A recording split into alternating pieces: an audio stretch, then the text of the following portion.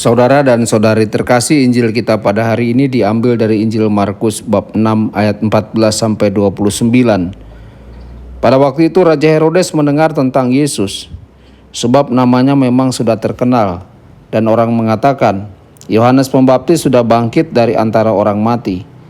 Dan itulah sebabnya kuasa-kuasa itu bekerja di dalam dia.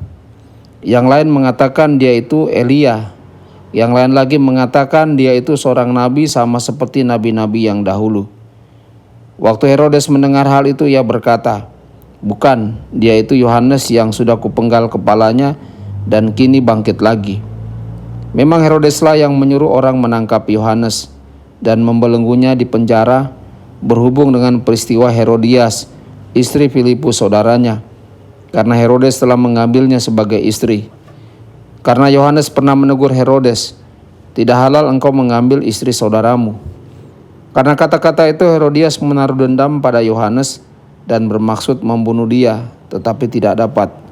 Sebab Herodes segan akan Yohanes karena ia tahu bahwa Yohanes adalah orang yang benar dan suci, jadi ia melindunginya. Tetapi setiap kali mendengar Yohanes, hati Herodes selalu terombang-ambing, namun ia merasa senang juga mendengarkan dia. Akhirnya tiba juga keselamatan yang baik bagi Herodias ketika Herodes pada hari ulang tahunnya mengadakan perjamuan untuk para pembesar, para perwira, dan orang-orang terkemuka di Galilea. Pada waktu itu putri Herodias tampil lalu menari, dan ia menyukakan hati Herodes serta tamu-tamunya. Maka raja berkata kepada gadis itu, mintalah daripadaku apa saja yang kau ingini, maka akan kuberikan kepadamu. Lalu Herodes bersumpah kepadanya, apa saja yang kau minta akan kuberikan kepadamu, sekalipun itu setengah dari kerajaanku. Anak itu pergi dan menanyakan ibunya, apa yang harus kuminta? Jawab ibunya, kepala Yohanes Pembaptis. Maka cepat-cepat ia pergi kepada raja dan meminta, aku mau supaya sekarang juga engkau berikan kepadaku kepala Yohanes Pembaptis dalam sebuah talam. Maka sangat sedihlah hati raja. Tetapi karena sumpahnya dan karena segan terhadap tamu-tamunya, ia tidak mau menolaknya. Raja segera menyuruh seorang pengawal dengan perintah supaya mengambil kepala Yohanes. Orang itu pergi dan memenggal kepala Yohanes di penjara. Ia membawa kepala itu dalam sebuah talam dan memberikannya kepada gadis itu, dan gadis itu memberikannya pula kepada ibunya.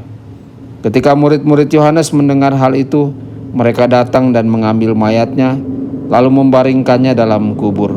Demikianlah sabda Tuhan, terpujilah Kristus.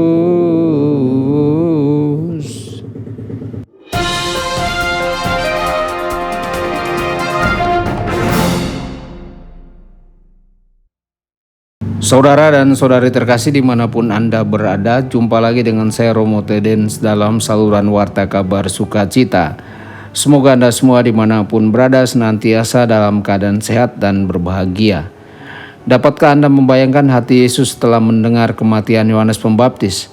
Tentu saja Yesus sedih dan meratapi kehilangan orang yang suaranya berseru di padang gurun, persiapkanlah jalan untuk Tuhan. Tetapi Yesus mengetahui hati yang berkorban dari pemberita kerajaan Allah yang agung ini. Oleh karena itu Yesus tentu mengalami kebanggaan tertentu atas kemenangan Yohanes, ketekunannya dalam iman dan keyakinannya, meskipun ada kontradiksi dan gangguan dari arus budaya sekitarnya. Saudara-saudari, Yohanes Pembaptis sendiri sebagai ikon orang yang tetap teguh dan setia pada tugas perutusannya di tengah penganiayaan yang dialaminya. Sebaliknya Herodes menampilkan diri yang menipu. Herodes penuh dengan kekuasaan duniawi, semua harta benda dan kasih sayang dari pernikahan yang tidak sah, bagaikan rumah yang dibangun di atas pasir.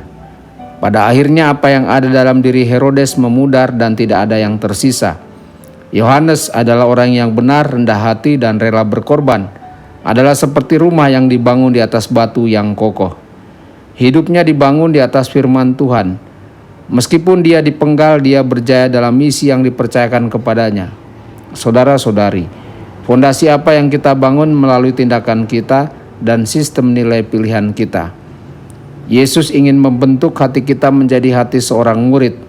Marilah kita bertanya kepada Yesus bagaimana mengatur jalan hidup kita melalui budaya yang semakin sekuler yang mengaburkan nilai-nilai dasar Injil. Sangat mudah untuk jatuh ke dalam kesalahan seperti Herodes, Herodias, dan Salome.